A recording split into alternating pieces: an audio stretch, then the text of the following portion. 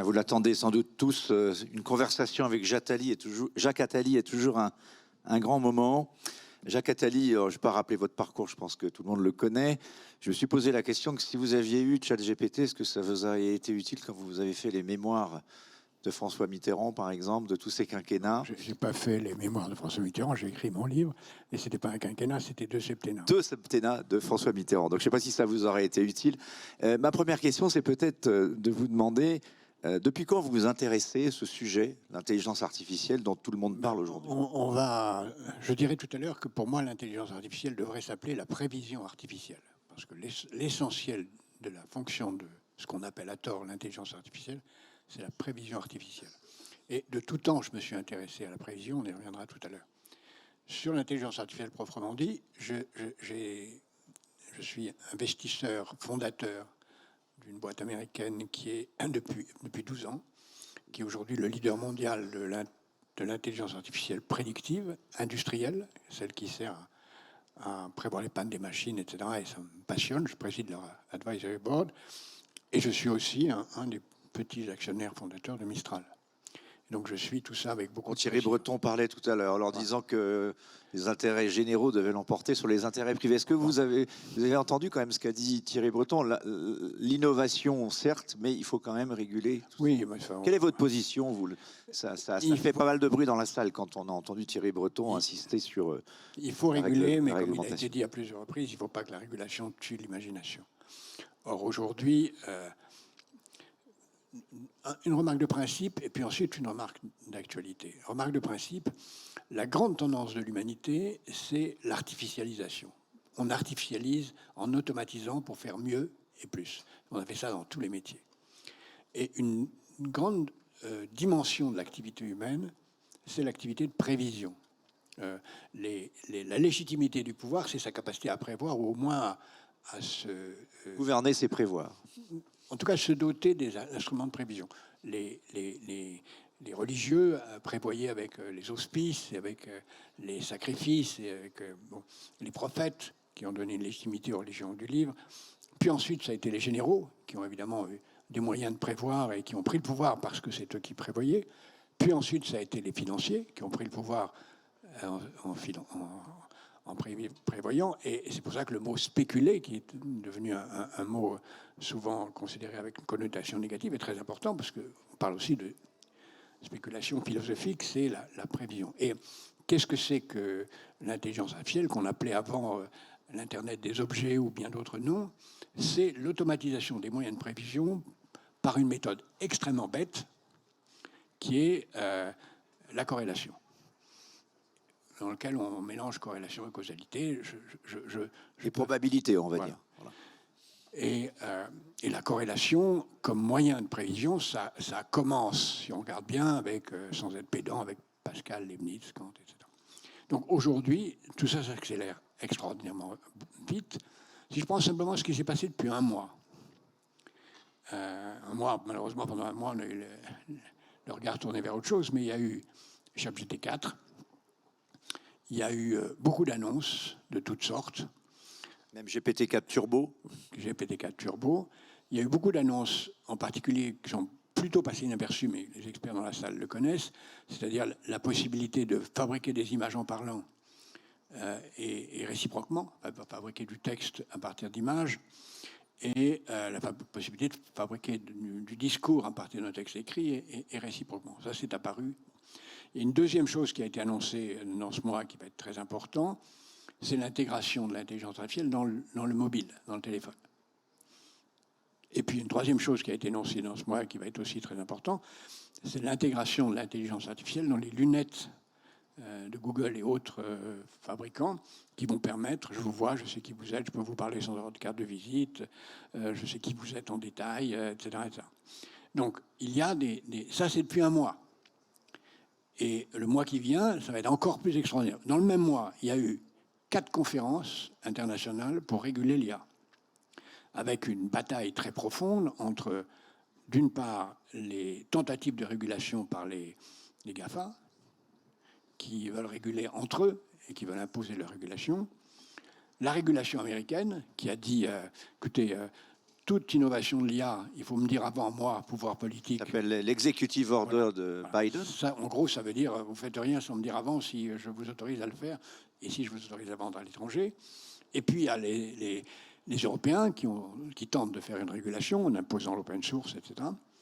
Et puis il y a une réunion du G7 sur l'IA et il y a une réunion spécifique à Londres, enfin à côté de Londres, très intéressante, où ils ont signé, tous les pays, y compris la Chine d'ailleurs, les États-Unis, ont signé, là, il y a 15 jours, une sorte de mémorandum sur ce que peut être la régulation de l'IA. Tout le monde sait qu'il y a une conférence qui se tiendra en France d'ailleurs la prochaine fois. Bon.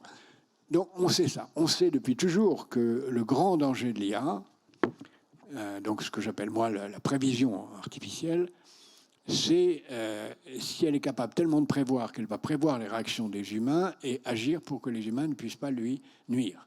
C'est ce qui avait été vu dès les années 40 par Isaac Asimov, qui avait formulé, je pense que beaucoup de gens dans cette salle connaissent ça, 3 lois de la robotique. De la robotique, qui sont ensuite devenues 4 et qui ont fondé les principes qui ont été élaborés dans une charte de l'UNESCO, qui est remarquable, dans un texte du gouvernement japonais qui est absolument parfait, il n'y a plus rien à dire depuis ce que le gouvernement japonais a dit. On sait très bien ce qu'il faut faire.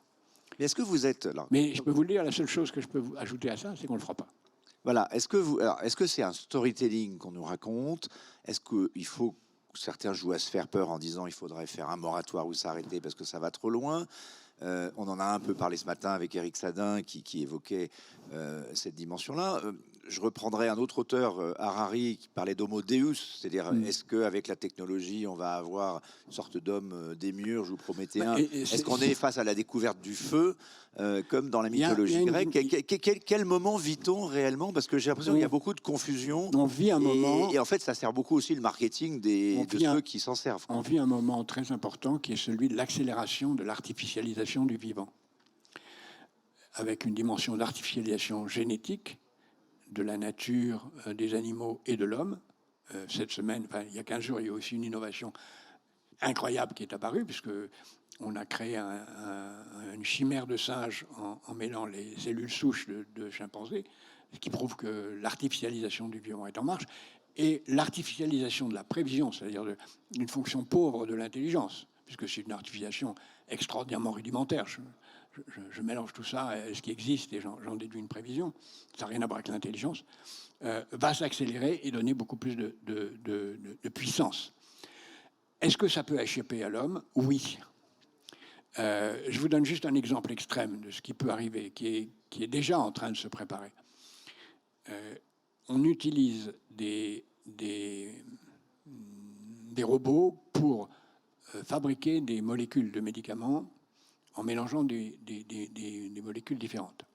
On commence à le faire avec CRISPR en mélangeant des éléments du code génétique pour faire des médicaments. Les ciseaux génétiques. Voilà, de type ARN messager, donc on sait faire ça. On utilise maintenant l'intelligence artificielle en le pluguant sur le robot génétique pour faire utiliser l'intelligence artificielle pour aller beaucoup plus vite dans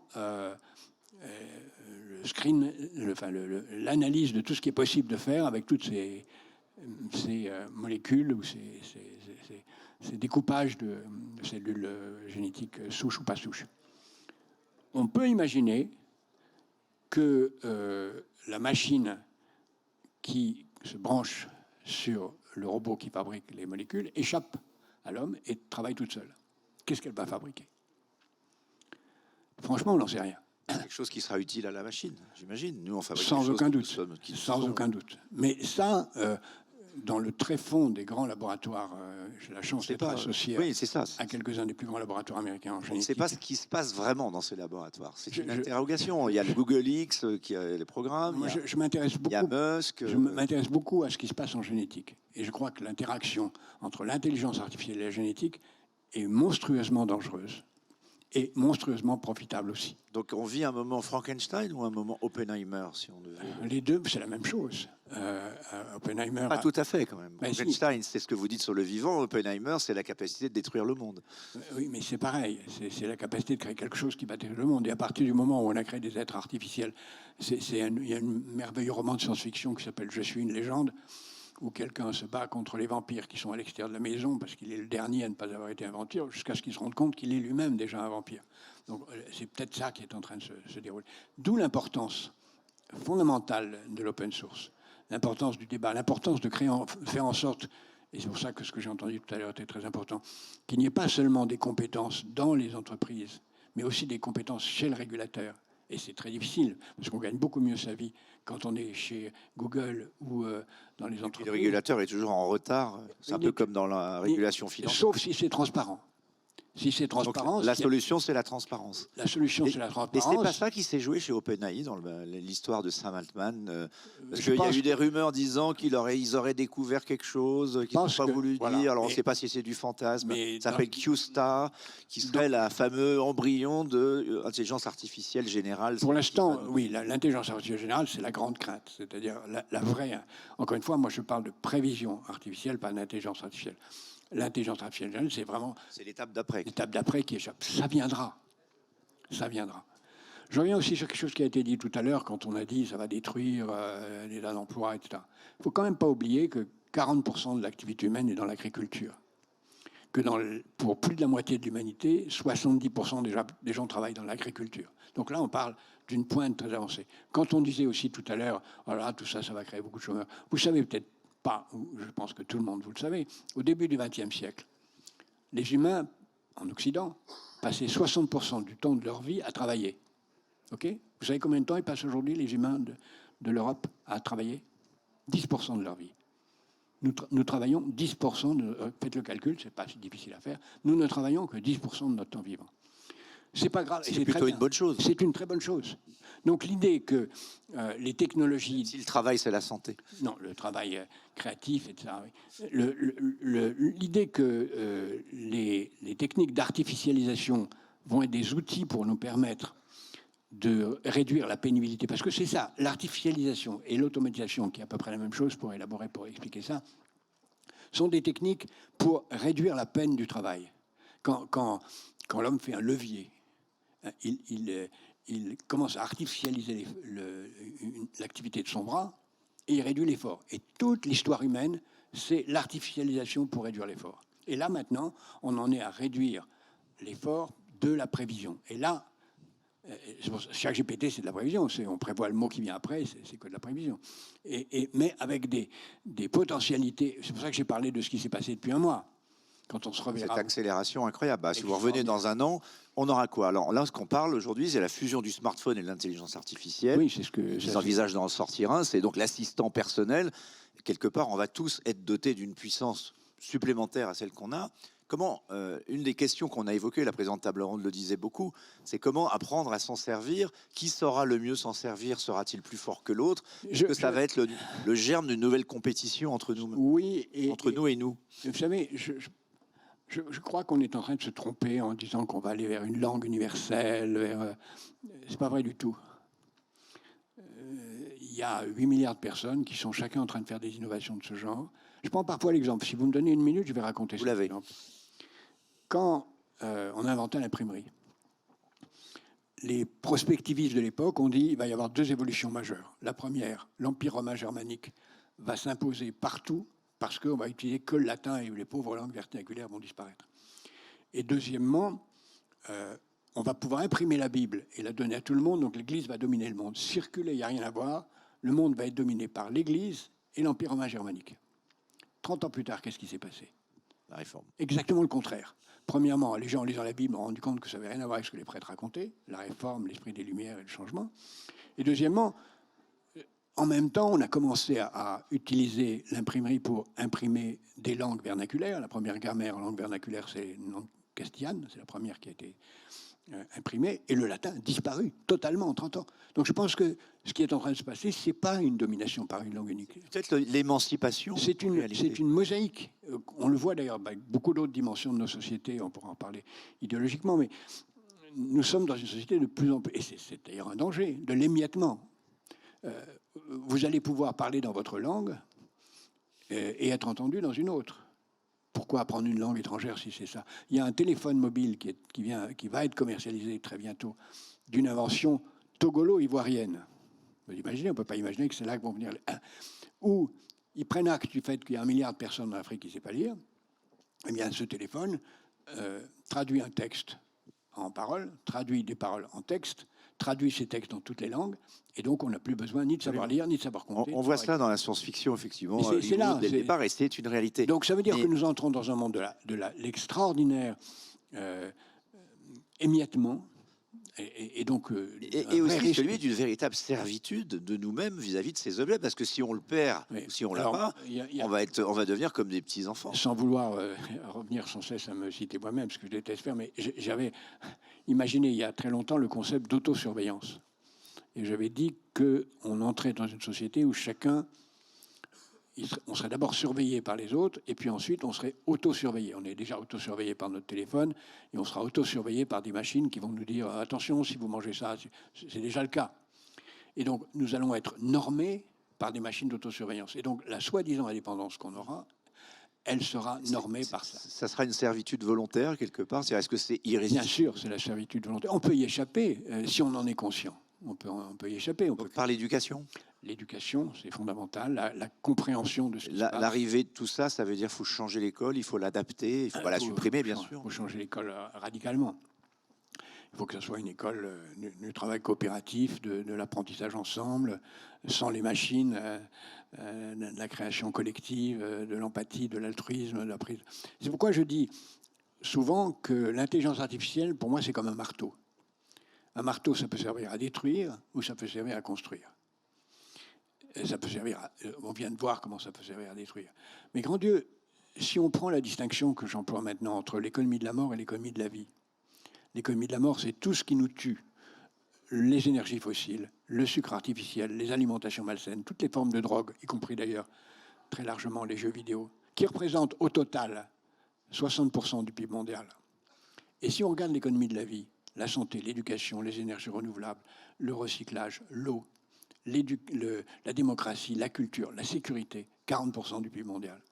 Donc, si on pouvait consacrer l'intelligence artificielle, non pas à faire mieux de l'énergie fossile ou des produits pour Chine ou des produits d'alimentation épouvantables que font les entreprises agroalimentaires, mais si on pouvait le servir pour faire mieux de la santé, et c'est extraordinaire ce que l'intelligence artificielle permet déjà d'attendre en matière, c'est fantastique. En matière d'éducation, c'est extraordinaire. Je pourrais citer 15 exemples de petites start-up qui utilisent l'intelligence artificielle pour améliorer formidablement l'éducation. La gestion de l'eau. On sait maintenant qu'on peut éviter beaucoup de gaspillage de toute nature. Donc, l'intelligence artificielle, c'est un outil et ça renvoie à la politique. Qu'est-ce qu'on fait pour choisir le meilleur usage? Merci beaucoup, Jacques Attali. Je rappelle le titre de votre dernier livre. Merci, vous pouvez l'applaudir, bien sûr. Vous avez parlé de certains des livres comme l'économie de la vie que vous avez écrit après le Covid, mais Bienheureux soit notre monde, c'est votre dernier livre, c'est une dystopie sur le futur avec pas forcément un regard aussi optimiste que celui que vous avez essayé de nous donner à la fin de cette conversation. Je vous laisse découvrir, on y parle de victoire des populistes, y compris en France. Qui par hasard se passe pour une grande partie à Marseille. Et qui se passe en grande partie à Marseille. Merci Jacques Attali d'être venu, vous reviendrez. Merci encore.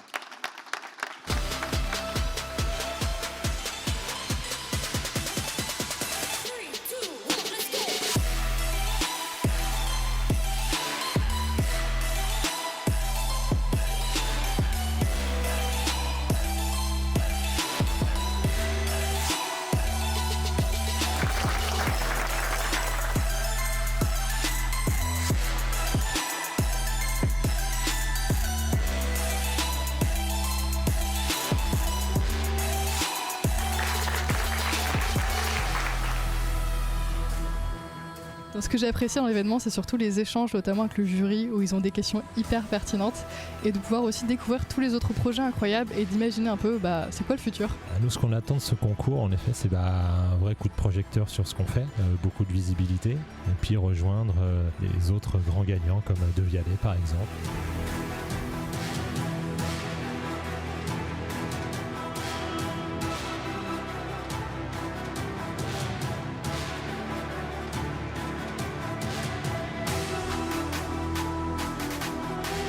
On cherche via la participation à ce concours, c'est justement de mettre en lumière notre projet et d'essayer de trouver des financements via des partenaires privés.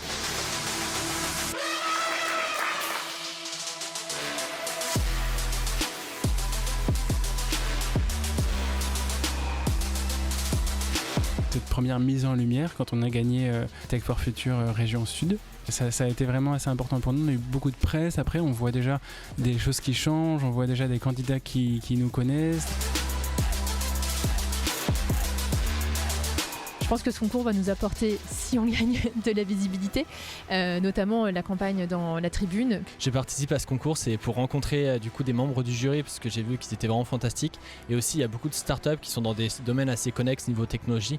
Donc c'est une bonne opportunité pour les rencontrer, pour des potentiels partenariats.